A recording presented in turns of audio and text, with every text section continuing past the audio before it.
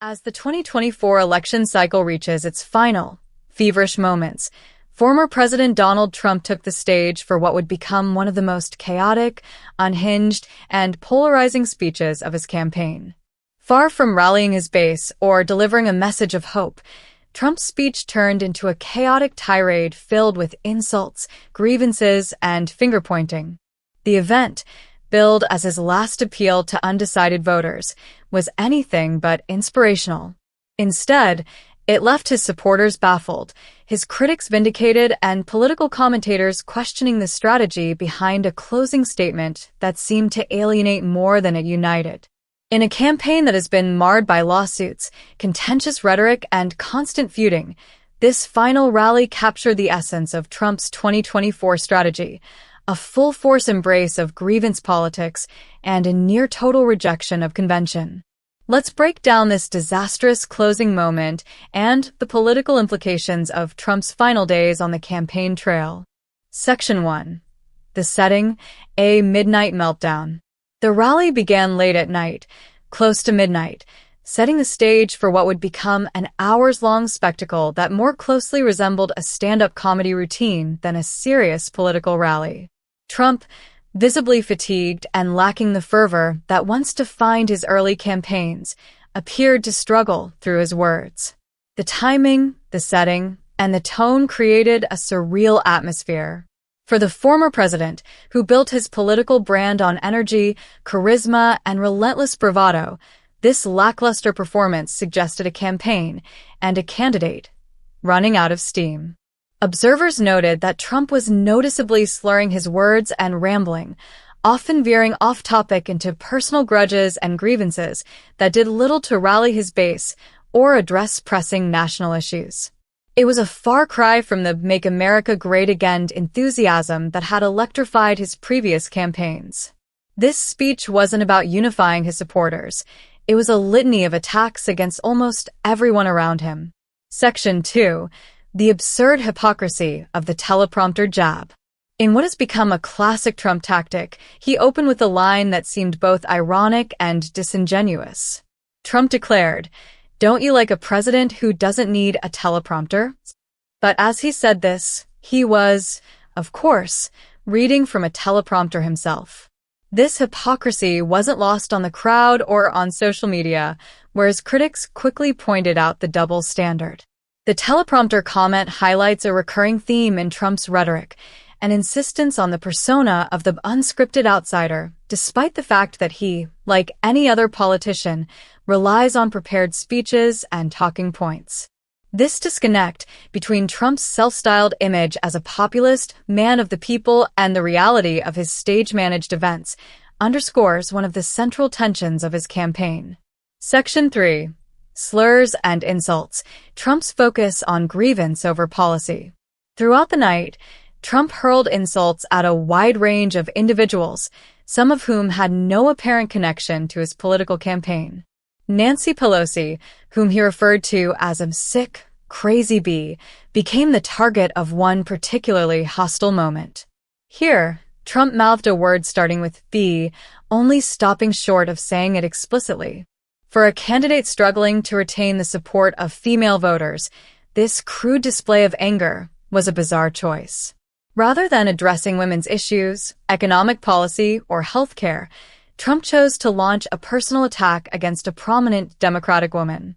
In what might have been a final appeal to undecided voters, Trump's focus on vendettas rather than values highlighted his unwillingness to engage with substantive policy issues. Instead of articulating a vision for the economy or addressing the concerns of everyday Americans, Trump's remarks focused almost exclusively on personal slights. Section 4. The bizarre attack on Adam Schiff. Adam Schiff, the congressman who led the impeachment investigation against Trump in 2019, also found himself the target of Trump's ire. In a mocking tone, Trump referred to Schiff as pencil neck and criticized his appearance, calling him unattractive. Beyond the juvenile insults, this moment underscored a more significant issue with Trump's closing strategy, a complete focus on personal grievances instead of national priorities. By rehashing old feuds, Trump missed an opportunity to win over undecided voters, many of whom are looking for solutions, not score settling. Section 5. Alienating his own base, blaming the crowd. One of the most shocking moments of the night came when Trump turned his frustrations on his own supporters. In a rare display of open contempt for his base, Trump suggested that they would be to blame if he lost the election. This moment wasn't just tone-deaf, it was indicative of a campaign strategy in disarray. Rather than rallying his supporters and energizing them for the final push, Trump essentially blamed them for his struggles. By attacking his own crowd, Trump alienated some of his most loyal backers, suggesting that even his base was beginning to lose patience with the relentless negativity and grievance politics that have come to define his campaign. In the final days of a contentious race, this approach seemed almost self-destructive, risking the erosion of the very support he needs most. Section 6. Attacking the military leadership. In another stunning moment, Trump launched into a rant against military generals, specifically calling out General Mark Milley and former Chief of Staff John Kelly. These men, who served under him, were labeled as stupid and terrible. For a former president to insult military leaders in such a derogatory manner was unprecedented and politically risky. Trump's disdain for his own appointees revealed a broader problem. A candidate who has alienated not only his opponents, but also many who once served in his administration.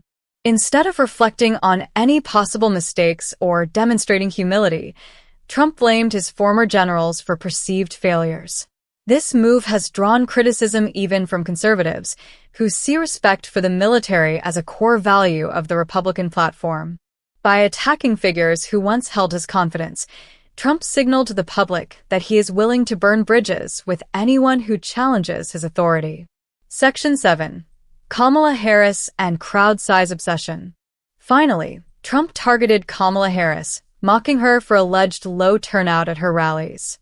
He referenced her Philadelphia event, insinuating that she could barely gather a crowd. Ironically, Trump himself has struggled to fill stadiums in recent weeks, yet he remains fixated on crowd size as a measure of popularity. This obsession with crowd numbers has become a hallmark of his rallies, yet it often detracts from more substantive issues. By focusing on Harris's supposed lack of popularity, Trump missed an opportunity to articulate his own platform. His focus on crowd sizes and superficial metrics reflects a campaign strategy that has become detached from the issues most Americans care about. As he continues to point fingers at everyone but himself, Trump's lack of message discipline has only served to alienate potential voters. Section 8. The sharp contrast with Kamala Harris. While Trump's speech was chaotic and vitriolic, Kamala Harris delivered a closing message that was optimistic, forward-looking, and unifying. In stark contrast to Trump's grievances and anger, Harris spoke of hope, resilience, and the potential for a brighter future.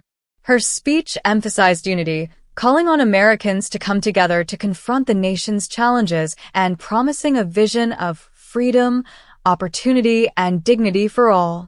By focusing on issues like reproductive rights, climate action, and gun violence prevention, Harris demonstrated a commitment to the issues that resonate with many Americans today. Her remarks, aimed at building a coalition of diverse voters, stood in stark contrast to Trump's message of division. Section 9. Trump's brand versus America's future. Trump's closing message also highlighted his self-proclaimed branding prowess, describing himself as one of the greatest branders in the world. For a candidate on the eve of an election, this moment felt out of touch. Instead of discussing the future of the country or outlining his vision, Trump spoke at length about his branding skills, seemingly oblivious to the pressing issues facing his audience. By focusing on his personal brand rather than the country's future, Trump showcased a lack of connection with voters' needs. As Americans grapple with challenges like inflation, climate change, and healthcare, this self-centered approach is unlikely to win over undecided voters.